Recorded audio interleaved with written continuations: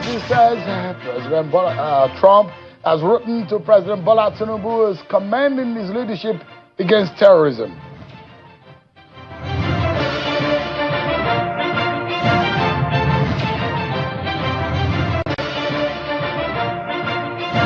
River State Governor Bwala has indicated his preference for his successor as he has endorsed a candidate today. He also told us about who he will be supporting for the presidency in 2027.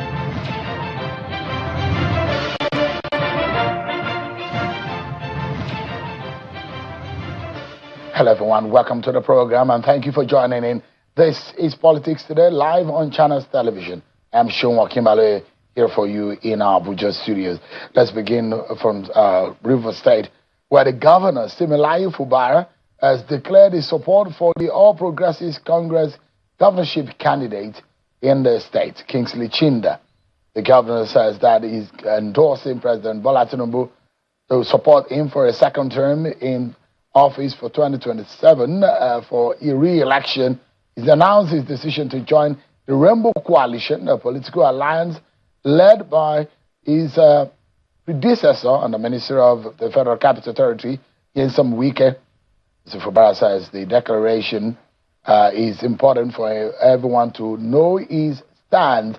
He said he's at a groundbreaking and foundation-laying ceremony of the Riving Medical Industry Project in Rumosi, Obiakpo local government area of River State. While talking to supporters at the event, the governor is asking them to align with him by joining the Rainbow Coalition. We have made peace in the States, and we have a total, and I am supporting our Rainbow Party, our Rainbow Coalition. President Ahmed Bwala Tinubu is our president and is the one we are supporting. Chinda is the governorship candidate that I am supporting, and anybody who believes in me will support. And every candidate that is under the rainbow. For those of you who are saying, hey, let's stay, we want to collect something before we run. There's nothing to collect. I am already in the family. I've gone back to our family. So please, wherever you are, give your total support to that coalition. We need to move forward. The time of war is over. It's time of peace. And this peace is taking us to another level.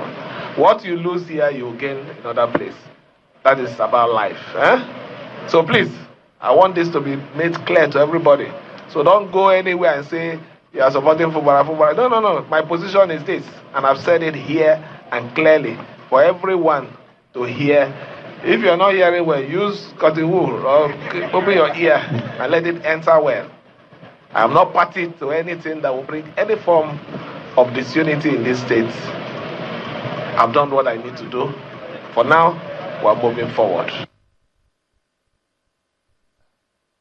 Governor Siminalayi Fubara, governor of River State, making clear his political decision going into the elections of 2027. There's so much to talk about. The letter that the presidency said they got from President Trump and President Bwala Tinubu has been praised for security efforts in the country. It's gotten Trump's approval. We'll be dissecting what that letter means. Is this a kind of, do we have anything to show for it in the letter that Trump does? Is Trump really very much attuned to what is happening on the ground and as is captured in that letter? We'll be finding out tonight on the program. But first, let me serve you with some of your political roundup stories.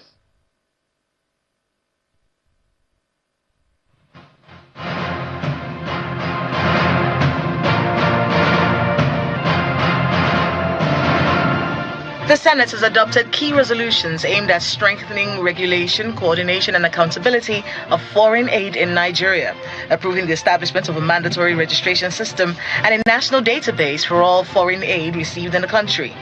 The upper chamber also resolved that all foreign aid-funded projects must be integrated into the national budget framework and aligned with Nigeria's development priorities to ensure better coordination, transparency, and value for money. The resolutions followed the lead debate on the bill for an act to provide for the regulation, coordination, transparency, and disclosure of foreign aid, grants, and donations in the Federal Republic of Nigeria 2026, sponsored by Senator Ibrahim Dankwambo. The House of Representatives has stepped down a bill seeking to ban the production, importation, distribution, and sale of unbranded and unfortified edible oils in Nigeria. The decision followed a debate on the bill's second reading, with lawmakers questioning the need for a new law when existing regulatory agencies already have the mandate to regulate food quality and safety. The sponsor of the bill, Mr. Chike Okafor, says the proposed legislation is aimed at protecting Nigerians from the health risks associated with consuming unbranded and unfortified edible oils.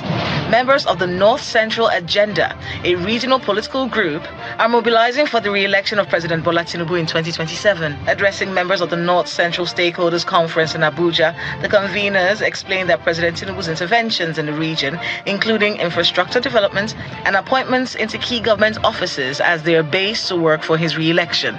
The group urges governors across the region to unite and ensure that President Tinubu is re-elected in 2027. The national chairman of the Social Democratic Party, Professor Sadiq Gombe, has commended the judgment of the Federal High Court, saying it has reaffirmed the legitimacy of the party's governorship candidate and settled attempts to challenge the party's internal processes.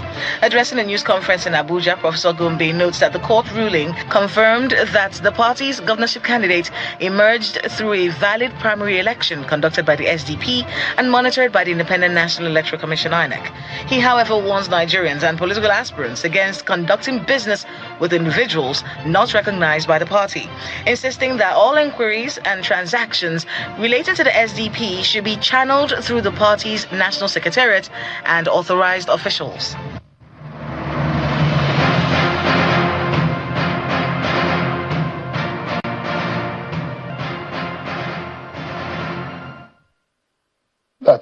That's it. You have it. Your political roundup stories. Let's tell you that the Department of State Services is set to arraign 3 suspected terrorism suspects before the Federal High Court tomorrow, that is July 23rd, 2026, over allegations of kidnapping and terrorism-related offenses. The defendants, Abdul Razak Umar, also known as Abu Khalifa or Abu Khalid, Yunusa Musa, also known as Yunusa bin Musa, and Shamshu Adamu Sani, also known as Abu Itisa, are facing a 10-count charge accusing them of concealing information about suspected terrorists participating in kidnapping and using a messaging platform to facilitate terrorist training. Arraignment will formally commence the criminal trial, with the court expected to take the defendant's pleas before issuing further directions on the matter.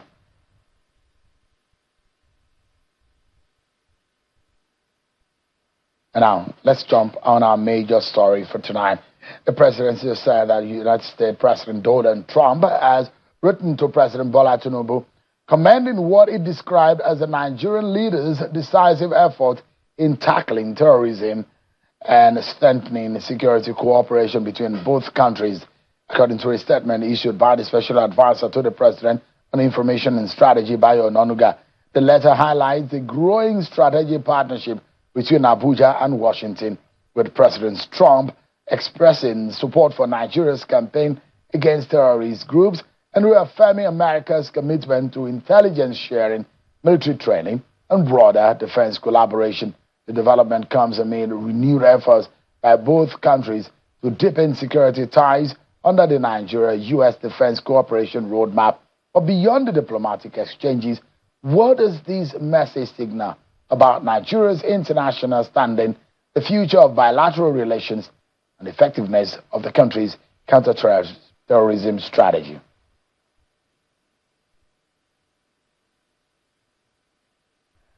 I'm now being joined to take a look at the implication and what this means, whether or not these some tacit endorsement from President Donald Trump, what this means for Nigeria and his security effort. I'm being joined by the Special Advisor to the President on Policy Communications, Mr. Daniel Bwala, who is live for us here, live in Abuja studio. Mr. Bwala, it's a pleasure having you join us on the program tonight. Thank you for having me. Yeah. I'm curious, though, this letter, when was this letter written? Have you seen the statement? Yes. We work with the statement. Okay. It does look like this letter came in on the 6th of July. Oh, really? That's what it tells us. Okay. Why are we just knowing now? I don't have an answer for that. Really? Is the content of the letter false? No, I'm asking because we need to look at all of the ramification about the communication between the two presidents as being communicated by your office. We were looking at the content of the letter, whether it is false or not. Because one is curious. It comes 2 days after a lobbyist who is working for Mr. Atiku Abubakar talked about a 60-page DOJ files on alleged heroin case in the United States against President Bwala Tinubu. That is a voyage of a jobless thinkers project. So has the lobbyist also come up with any finding about the Halliburton case against Atiku Abubakar? Why is this issue always coming around election optics? People don't want to focus on what matters. They just bring this joblessness. There are issues that the opposition in Nigeria ought to, if they respect the Nigerian people, come with, which is that if they disagree with any policy of government, by now they ought to have been communicating to Nigerians what they hope to do differently from what we are doing. I mean, every year, every time, coming up with this jobless kind of thing. Sometimes if we even react to it, it's like we are promoting it. Because, of course, as a journalist, you know there is Halliburton case. What have they said about that? So the curiosity comes 17 days after this letter was transmitted from Washington to Abuja.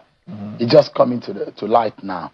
And perhaps it does look like a spin work. Let me ask you a question. Your office is just getting, is it laziness, tardiness, or you're just keeping these and you're using it for some kind of work? No. What I'm saying is, you rightly said it's a lobbyist for Atiku. Ordinarily, there shouldn't be any conversation. No, I'm saying the curiosity is the fact that the letter was written from Washington, dispatched on the 6th, so dated 6th of July. 17 days later, that's when Nigerian people are able to know that Trump, and it's been made to look like the letter was written just tonight. So what I'm saying is, you see, when we go to school, there is this thing they talk about facts in issue. You have to always concentrate on the essentials in order not to be distracted. That's why people fail exams, when they don't focus on the essential. What is the fact in issue right now, as has gone round?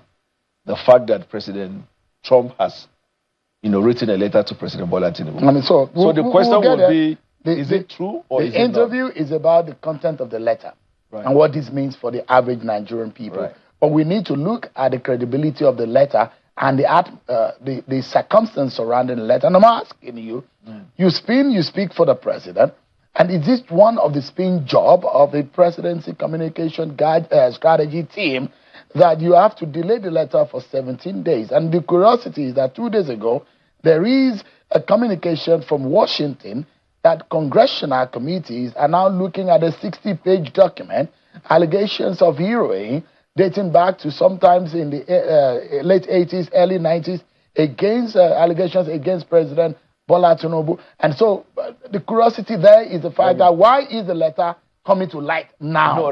Why didn't the letter come on the 7th of July rather than coming 17 days later? I should rather put it this way. The spinning is done by the Atiku camp. Why did I say that? Mr. Sean, you know I work for Atiku in the 2023 election. And you know that this issue was discussed in 2023. It was discussed in 2019, even when he was not a candidate. It has always been an issue that has been discussed.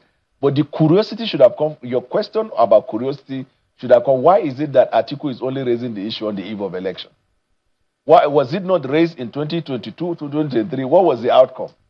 Baseless, frivolous, and it is meant to deceive the innocent Nigerian people who are concerned about what is going on in Nigeria and whether the opposition have a better alternative. That's why I told you, I said, if there is sincerity, for example, in that conversation, what have they got to say about a congressional finding? This one you say Congress will look into it.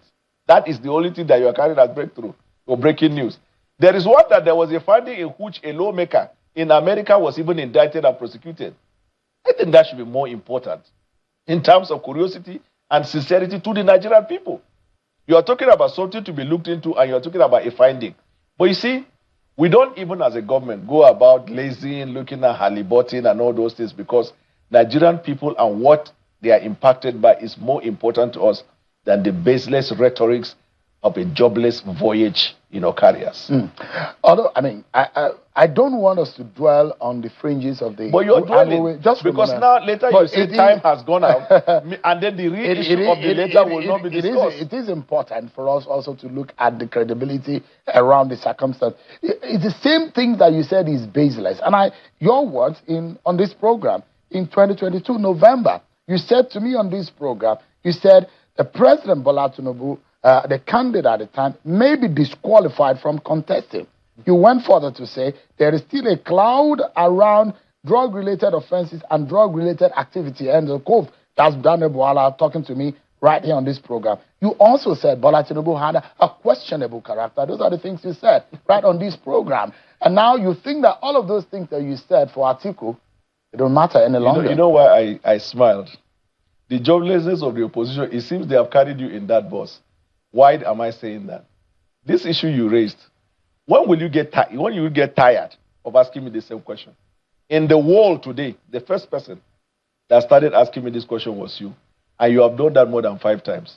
Are you not tired? They are completely inconsequential to what is happening. Bwala, come and talk about the credibility of the letter. You people say President Trump lauded Tinubu. The question that should arise after, whether it is true or not, to what extent have you been lauded? But now we have taken almost 10 minutes. And I know the time you have here, because I've understood the Nigerian media very, very well. I know they prepared again to follow their trend. Ask me the question that you want to find out about the letter. As for the opposition, allow them to keep lazying about. Nigerian people want to hear tonight what is happening to their lives. Will you kindly answer the question that I asked you? You said at that time that those things that you talked about are now baseless. Are you saying everything you said at that time we should discontinent? Nigerian people tonight want to know what is happening with their economy, with their education, and most importantly with security. And we have made substantial progress. First time in Nigeria's history, where the leadership of the President Bwala Tinubu, brought about a very strong collaboration. You are not answering my questions, Mr. It's Bwala. not a question. The question, I've asked you, before we get into that matter, I've asked you, this particular matter that I asked you, you said is baseless. That meant all the things you said to me in November and the rest of the time in 2022 are baseless and lies. Yes, they are not lies, they are baseless.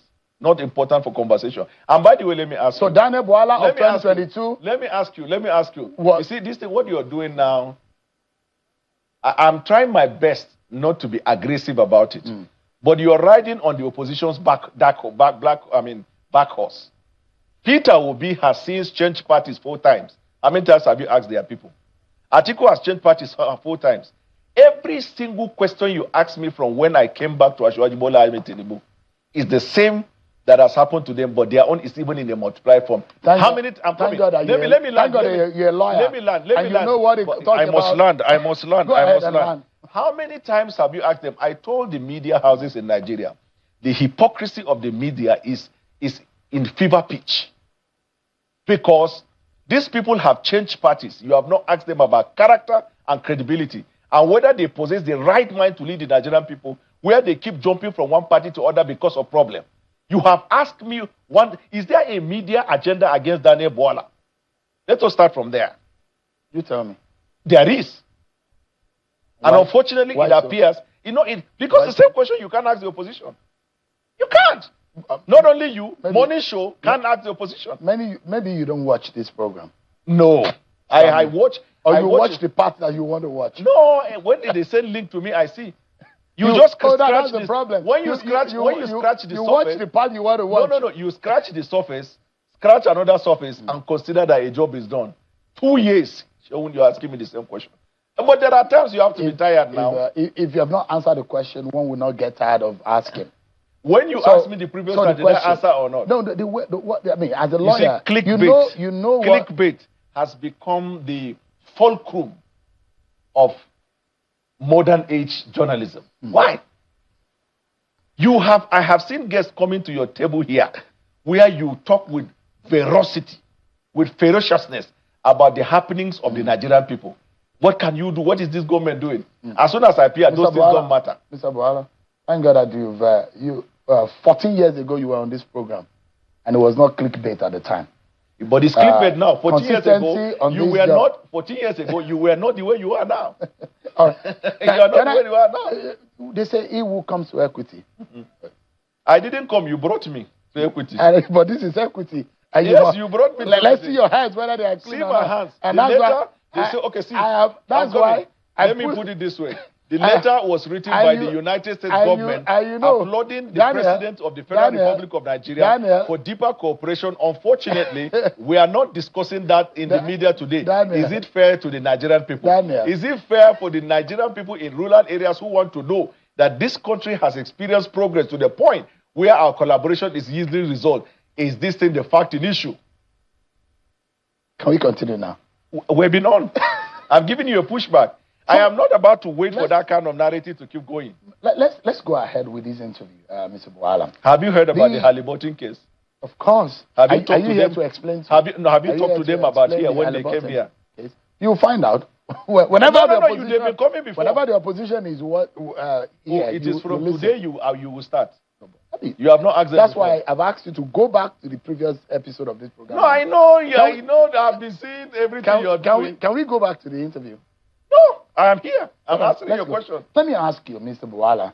The president today released what he says is a personal letter from President Donald Trump to President Bwala Tinubu's leadership against terror. Beyond the diplomatic language, can you tell us what tangible policy commitment does this letter represent for Nigeria? Is this simply a gesture of goodwill, or does it translate into measurable benefits? It is the recognition of the result of a collaboration that has assumed a very deeper and commendable level. The second in the command in ISIS globally was eliminated in Nigeria because of the joint operation. We eliminated and stopped their attacks because of the joint operation. We have deepened the collaboration to a point where we share intelligence, we have local training, and then you have the strike. So even last week, the one of the high officials in the U.S. government was here. The letter typifies, exemplifies, and explains the progress we have made so far with the United States, and we have similar progress with the rest of the world. But what bothers the mind, as much as the gallantry of our soldiers and the military operations and the rest of the sister agencies, DSS, police, and the rest of them are doing their hard work on the front line, is a residue of what we're seeing with the terrorists and what they're doing. The presidency argues that Nigeria's counter-terrorism strategy is producing results, yet terrorist attack, kidnappings are happening, mass killings continue in parts of Borno, Yobe, Zamfara, Katsina, Benue, Plateau, and Niger State. By what objective metrics should Nigerians conclude that security is generally improving? Nigerians are extremely happy with the progress we're making. I'm from Borno State, and I know the progress we've made in Borno. Did you do a survey to know that? I'm from Borno. I know the progress we're making. I talk to people. You said Nigerian people are happy. Yes, we read that. Also, the same medium. I'm coming. The same medium from which you mirror your question is the same medium. We also read about their reports. We also interview people. I've been going around the country doing podcasts, in case you don't know, to take the feelings of the Nigerian people. I'm sure you did not even congratulate us for the abducted people that were restored recently. Did you congratulate me for the letter? Did you congratulate us that the collaboration is becoming deeper? At least if Nigerian people hear from you, they will know that this is real. It's not a question of whether it is true or not. So why don't we talk about the progress that has been made? The question that I've just asked you now is, what objective metrics should Nigerians conclude that this security is generally improving? And I said the metrics is the progress we are making, which is resulting in the report you are hearing, including the present report that the President of the United States lauded Nigerian government for this deeper collaboration and the progress it's making. And if your question is that if there is a collaboration, there shouldn't be any security situation in Nigeria, then I would say, respectfully, that you are not being objective about it. America is the strongest secured country in the world. But 2 months ago, you know that there was attempt at the president twice. Insecurity is an ongoing thing. We have repelled, we have resolved, reduced the attack. We have gone on the offense. There are so many things to talk about so that woman in the rural area, that man in the rural area will rather be encouraged that progress is made rather than doomsday conversation that nothing is happening. But indeed, if security has improved, Mr. Bwala, why do many communities still remain displaced or inaccessible? The progress has been made. Why? Why is it happening? That's because, okay, like as you are now, if I'm trying to look at the best description of, you go to church probably, and it is not the will of God that people should be poor. Why are there poor people in church? Is that your question? Is that your standard of comparison or no? I'm asking you. You go is that to your church. gauge? You know, no, I'm not the one to answer questions. You are the one. No, journalists can answer. Lately, you can answer. If you ask a question that requires you want to respond, because we are not in any police department where they are doing interrogation. We're having a conversation. It's a process. The process. But I'm asking. The journalist asks the question. The interviewee being the one to answer the question. Then sometimes the interviewee, in order to give a proper answer, revert a question back to the journalist to give a context of which the answer will be given. Do you go to church? If yes, do you believe in Bible? Yes. There shall be no poor in our midst. Do you hear? Why are there poor people? It is the will of God that everybody should. Is that prosper. The answer to the fact that the reason why we still have inaccessible communities if you answer that question, and displaced? If you answer that question, we would have found an answer to your question. Don't dance around the question. Let's just have the conversation. You have asked an rather than question. Being on the defense. We're not here. We're talking about the Nigerian people and the Nigerian state. And we're talking about issues that affect the lives and the livelihood of people. People are watching tonight to get an understanding, to understand the perspective of this government. And you drifted away from those understanding. You asked the metrics. I answered the metrics. What else? What's the difference between the metrics and this question? I'm asking you, why are some communities still displaced? What are the hopes that they have that they are going to be reached in such a way that their communities are going to be accessible? The hope that they will have is that we recently got the abducted people back to their homes. The hope that they will have is that we eliminated the second in command in ISIS. The hope that they will have is that every single, even in your monologue now, you talked about suspected people to be prosecuted. The hopes that they have are the successes we are making, which a simple visit to the website of the armed forces, you will see everyday result. The hope that they will have is that the territory of Nigeria right now is secure. People are going about their business, which never used to be like that. The hope that they will have is that we have a president that is on the job and he's doing what he needs to do. The hope that they will have is that even though there must be, I'll repeat for the third time, there must be skirmishes of insecurity in different parts of Nigeria, even when you are making the progress. But the hope that they will have is that government is on top of his toe and the government is achieving the result. What is the next question that will be different from this one? Because you used to ask 5 questions the same. You come around 5 times. Daniel, what has become of you lately? I have had my bad experience with the journalists, and I discovered that when I come, I remove the glove. It's all fair in war and in peace. I'm not the type that you get into the ring. I should even start with you. I'm not the type. So we have made so let's progress. go on. Don't let us derail, please. The question I'm going to ask you is the worry I have, and whether or not this signals something totally different. If America withdrew its soldiers, what does that signal? Is it that they are done with intelligence sharing or helping? Because President Donald Trump says American Special Operation Forces are helping to equip Nigerian troops with intelligence skills and operational capabilities. But if since withdrawn, is it that we've gotten to the point that we've decimated, or they're just tired, or they are done with the operation? What exactly is going on? I can see that you probably don't have enough facts about that one. The special forces that were withdrawn were special forces that came for specific purpose, and they completed. As we speak tonight, there are American soldiers that are on ground doing training and retraining with our people. As per the nature of the training, we will not disclose. So if you send somebody to market to go and buy tomato, when he buys the tomato, he will come back home. If you have sent 2 sets of people, one to buy tomato, the other one is to sell akara. The one that bought tomato will come home. The one that is selling akara will remain. That's the situation here. How do we balance as a nation, balance foreign military cooperation, assistance, and aid with national sovereignty? They are all intertwined. Are we saying we are holding our ground and we're not allowing our sovereignty and any inch of it to be lost in the name of diplomatic or assistance? Lost in what way? Lost or to be invaded or to... We have American boots on the ground. That's the question. For training, yeah. They are not involved in active fight with people. It's for training. Those ones that came for the operation was an agreement between the two governments. Let me tell you. What was their focus? I'm coming. Even in England, in Europe, the entire Europe, there are American presence here and there through collaboration. What we have said from the beginning we did not agree to was to come without our consent, because under United Nations Convention, there are 3 areas by which a foreign soldier can be in another foreign soldier. Number 1 is when the United Nations pass a resolution in a situation of a crisis in a country and they send troops. Number 2, if there is an agreement between both countries. And number 3, if there is war between those countries. And the one that has happened is the agreement between us and them. We have gone to different parts of West Africa in peacekeeping mission based on agreement.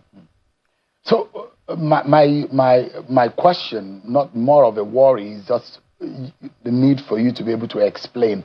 So the mission of those withdrawn troops, American troops, was completed. What was that mission about?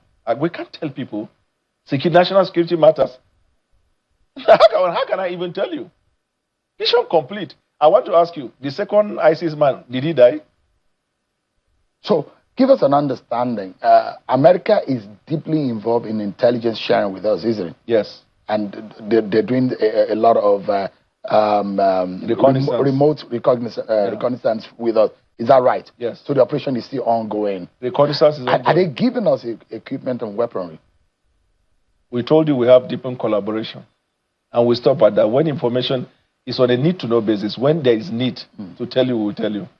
What happened on Christmas Day, the bombing, and thereafter there was another assault from the American weapon on Nigerian grounds. Were these the specific actions of the American soldiers or American troops that the American president was referring to? He was referring to all that has happened since we started the collaboration. And I think it's in English language in that his letter. He made mention of the collaboration and the result that came. The December one is there. There was, shortly after December, there was another one. And then we had another one that eliminated the ISIS person. So this is with respect to specific strike operation. But when you say you are deepening collaboration, it doesn't stop at operations. That's why we talk about intelligence sharing training. There is all encompassing.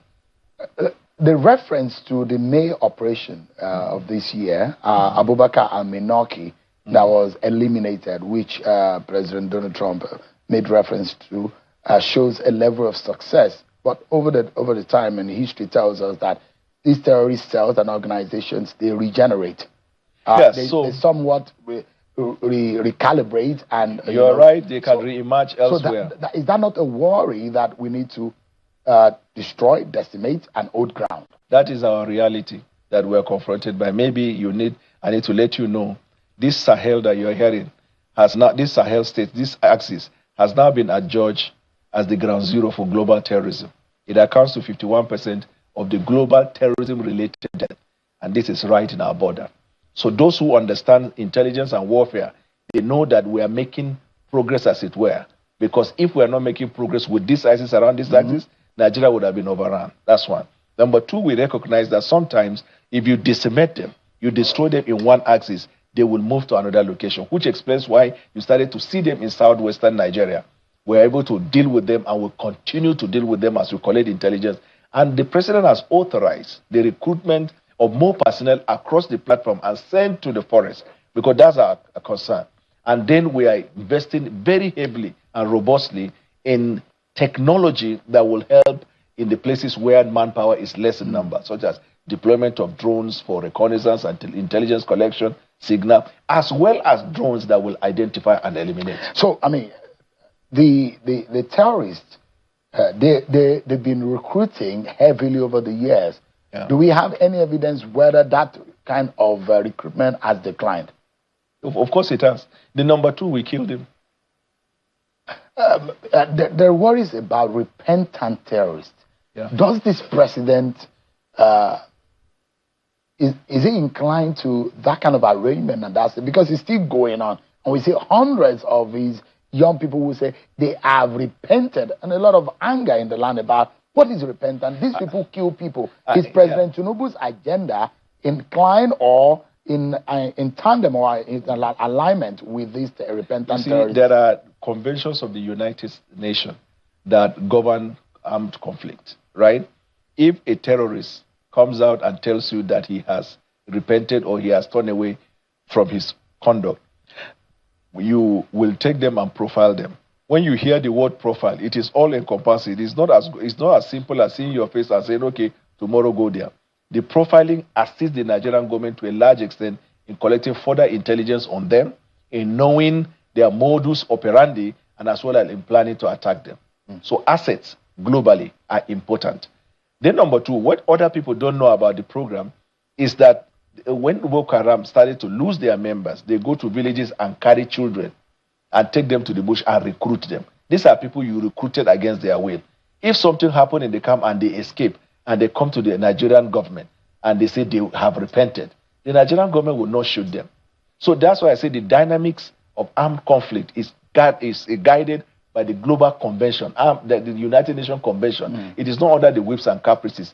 But the other part of your fear, as was expressed by a lot of Nigerians, is that we have had cases where some of them ran back. Even the governor of Borno State once said that some of the attacks that researched, that probably it has connection with some of the people that ran back. In warfare, in conflict, there is no, these things are possibilities.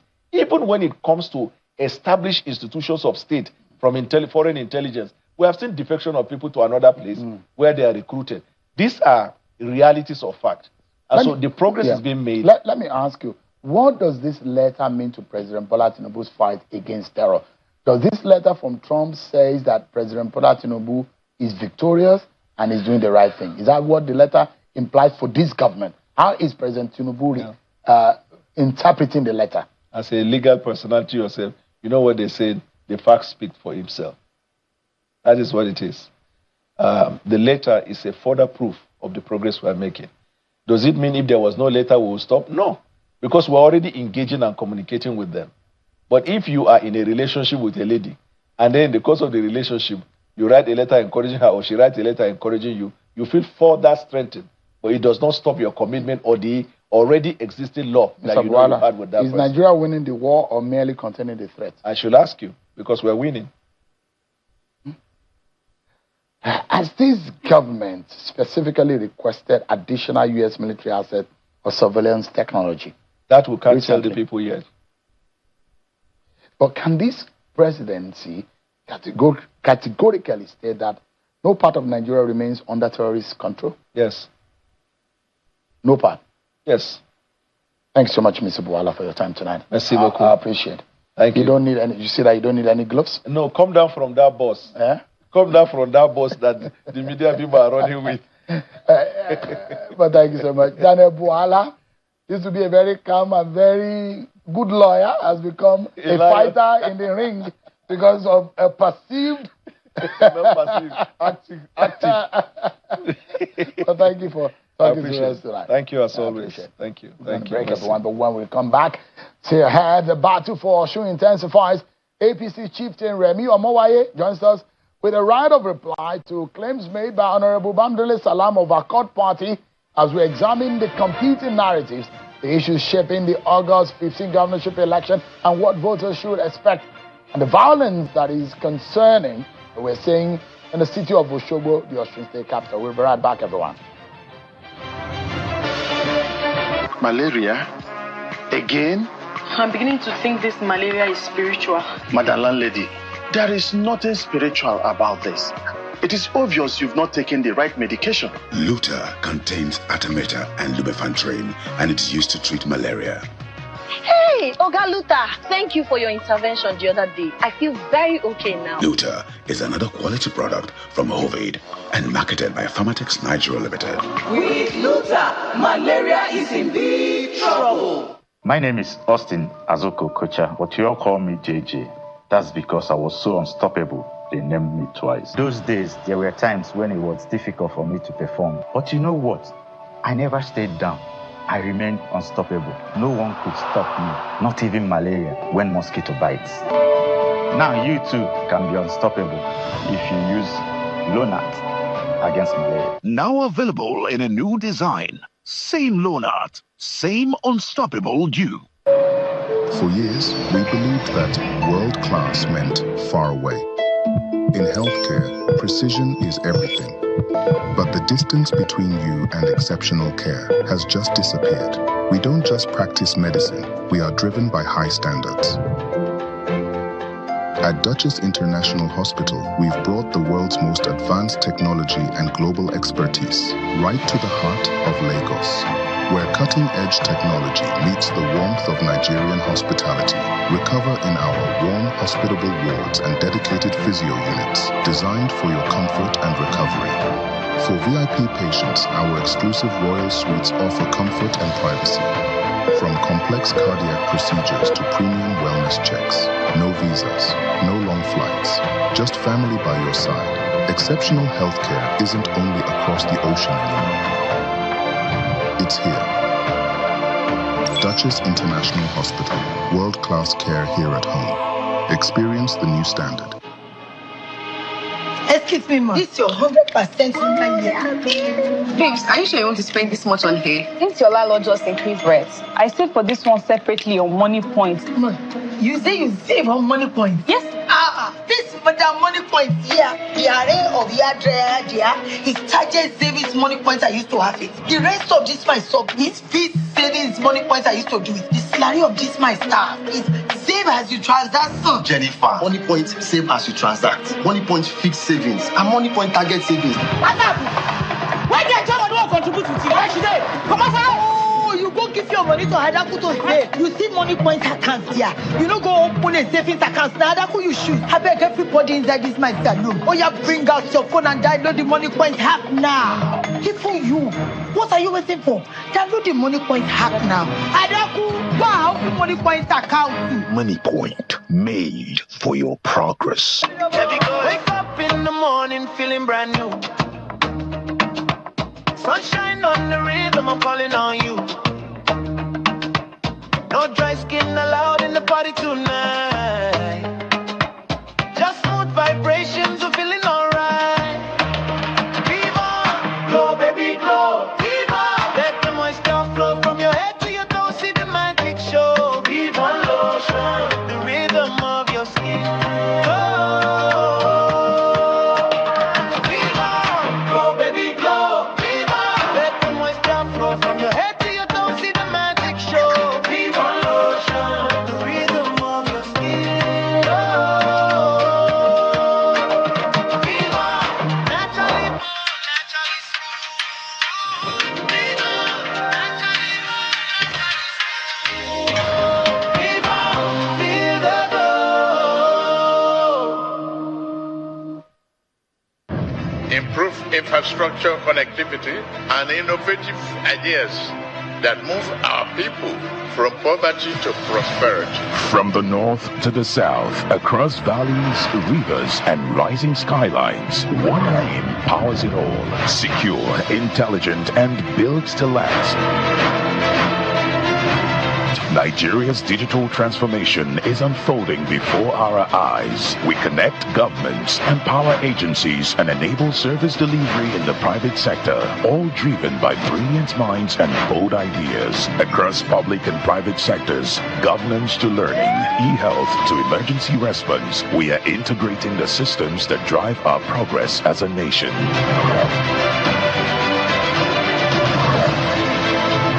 We keep evolving every day, every night, because Nigeria's digital future begins today. Galaxy Backbone, enabling digital services. Hello, Nigeria. You asked for it. Now you have it. The ongoing nationwide continuous voter registration exercise has been extended to Sunday, 26th of July, 2026. It gets better. From Wednesday, the 8th of July. You can now start and finish your registration using your smart devices from wherever you are. Simply visit cvr.inecnigeria.org to complete the process, including your biometrics. No more queue, no unnecessary travel, just a simple, secure, and convenient registration process. Remember, the physical registration option is still available at all INEC states, local government offices, and designated centers. Your power to vote just got stronger. Register now. This message is brought to you by the Independent National Electoral Commission, INEC. Making your vote count, consolidating our democracy.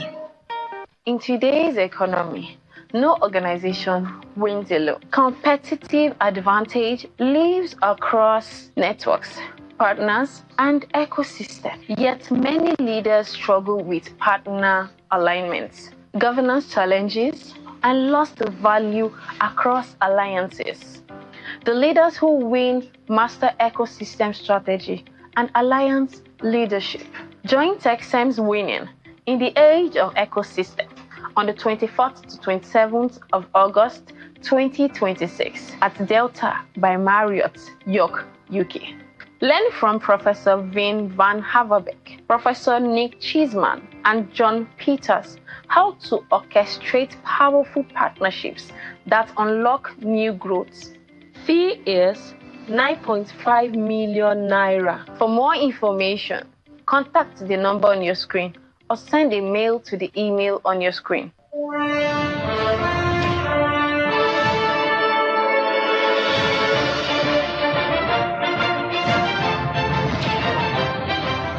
Back everyone to the program.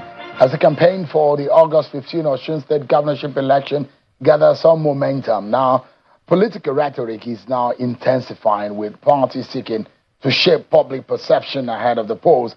Following the appearance of the chairman of the Imole Campaign Council, Honorable Bamdele Salam, on Politics Today yesterday night, tonight we continue our commitment to fairness, balance, and informed democratic discourse by offering a right of reply to the other side of the divide, which is the APC.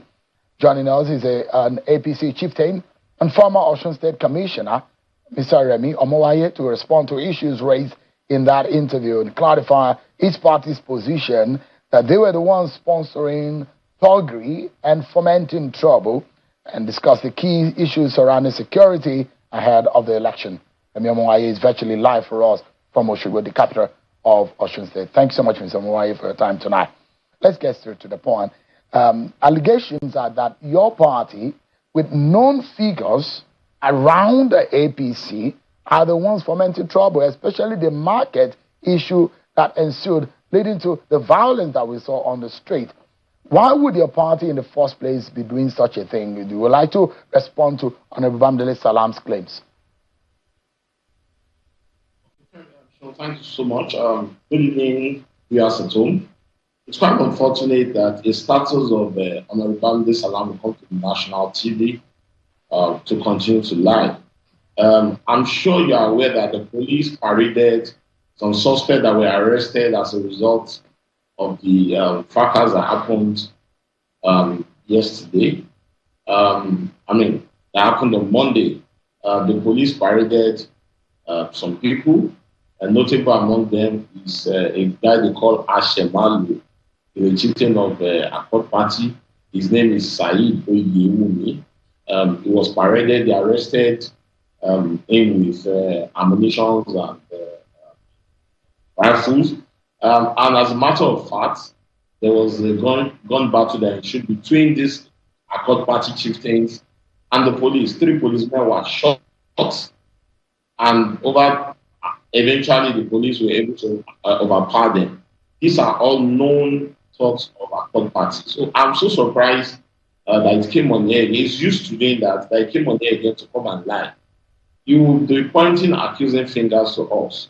It is your members that are being arrested. It's your members that are going around attacking people.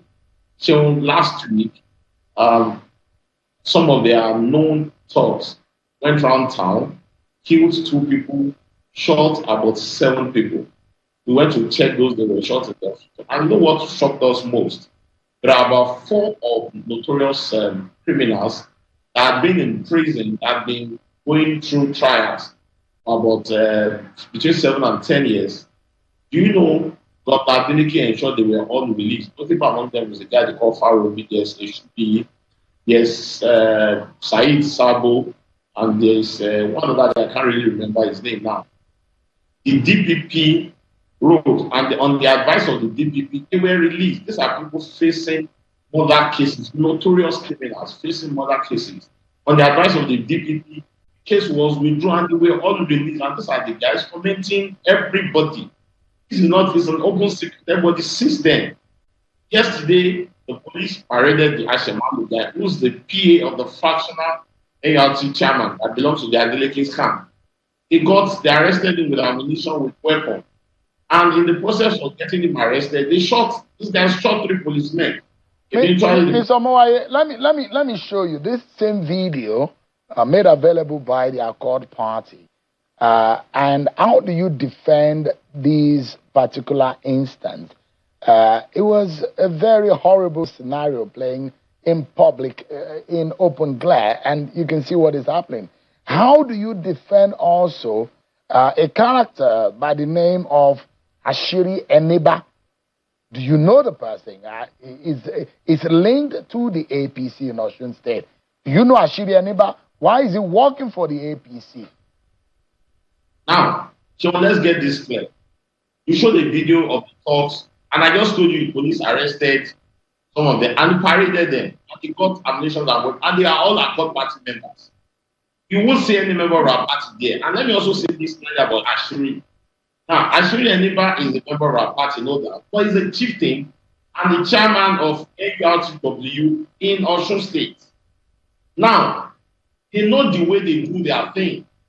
This guy was the chairman of NURTW in Osun State, and Governor Adeleke went there and removed him as chairman and forced one of his associates, an appointee of the Adeleke government, called Adewole Wakil, forced him as a chairman, and that has caused a lot of friction among the NURTW guys. This has nothing to do with us. Well, I mean, the arrest that you are talking about, Accord Party is saying your party is using the power of the state, using the Nigerian police force, allegedly, to witch hunt their members, and this is what is giving, part of what is giving them worry. Also, it is APC that asked the Accord guys to shoot at police. They shot 3 policemen. They arrested weapons and ammunition from them. You are saying it's our party. So it was our party that gave gun to the Accord Party member that they should shoot police. Is that logical? Are you worried, Mr. Mowaye, that this is going on in your state? I had the elections are just about 20 days or so. I'm worried because the governorship candidate of our party, I've said it clearly that he's not going to step on anybody's block to get to the government house. And we have begged Governor Adeleke separately. We don't want violence. But you see what we have realized, Governor Adeleke does not have anything to campaign with. So he keeps on causing violence, to threaten people, to harass people. How would you explain? Why do you think this election is getting violent, Mr. Mowaye? Why? What reasons? Why is the intensity getting to an extreme point? Why the extreme violent cases we're seeing? To the point that people are being killed, macheted, people are being violently attacked. Why? What is the reason? Question the one people want to ask Governor Adeleke. People that are being charged for murder. Why did you withdraw case of murder against them? Why did you release them to the public to start causing trouble? I just told you now that 15 of our Accord Party were arrested and paraded by the police. They shot 3 policemen. Ammunition and weapons were gotten from them. They got military uniform from there. So my final question to you will be, what is the assurance that your party is not the one that is desperate for power? If my party is desperate for power, is it my party that gave those guys gun to go and attack police? Is it my party that gave them military uniform that they caught them with? My brother, Amoteku is using police uniform and they are using it to attack people. All What right. has that got to do with party? For us, we are focused on the campaign. All what we are doing is we are reaching out to the electorate. We are telling them what we want to do. All right. We are not interested. Unless we beg Governor Adeleke to allow peace to reign in Osun. All right. Remy Omowaye is a chieftain of the APC, a former commissioner in the state, and is a spokesperson of the APC Osun governorship campaign. Thanks so much indeed, Remy, for your time tonight. So let's beg Governor Adeleke to allow peace to reign in Osun. We want peaceful election. That's our position. Thank you, everyone, for tonight. That's our program. Thank you for watching. I'm Seun Wakimale. God bless Nigeria.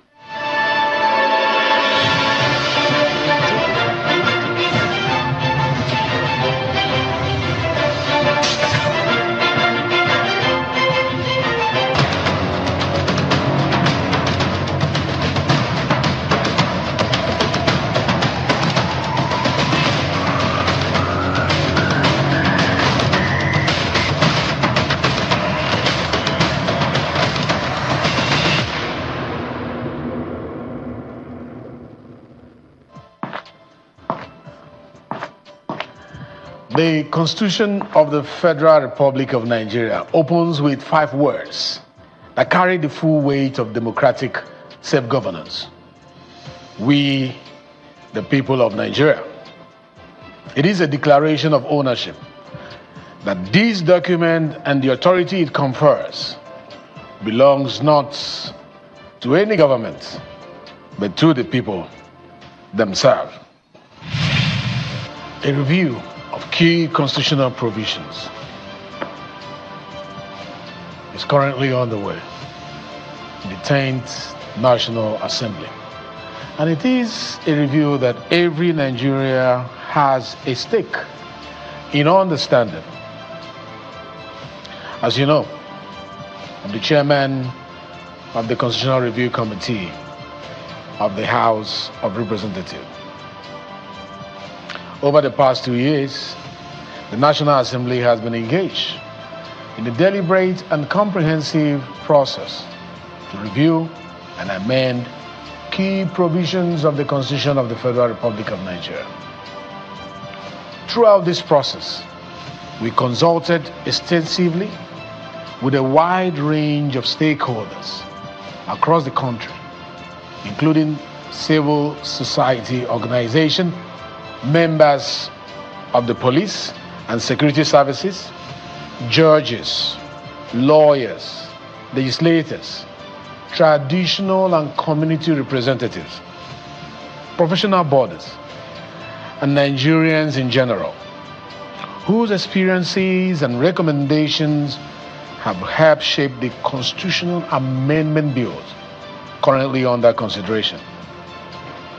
Members of both the Senate and the House of Representatives have several joint retreats and working sessions held to carefully examine these issues, identify national priorities, and build consensus on the direction of reform.